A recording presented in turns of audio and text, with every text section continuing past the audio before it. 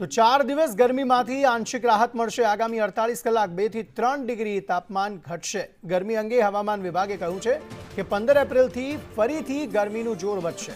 રાજ્યમાં 15 થી 17 એપ્રિલ હીટવેવની આગાહી કરાઈ છે, તો 15 એપ્રિલે બનાસકાંઠામાં હીટવેવની આગાહી કરવામાં આવી છે।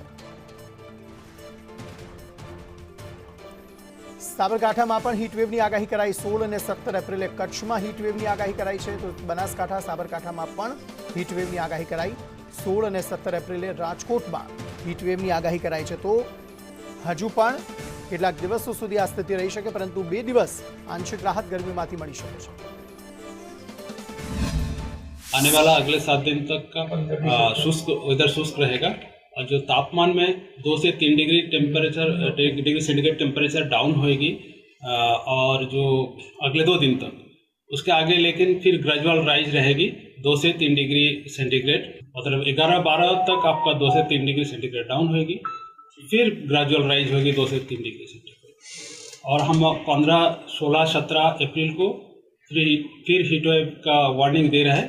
इसमें जो डिस्ट्रिक्ट हमारा अभी बोर्ड है सौराष्ट्र कच्छ में कच्छ आ रहा है और जो उत्तरीय गुजरात क्षेत्र की बनासकांठा साबरकांठा है 15 तारीख को, और 16 को उसके साथ फिर राजकोट भी ऐड हो।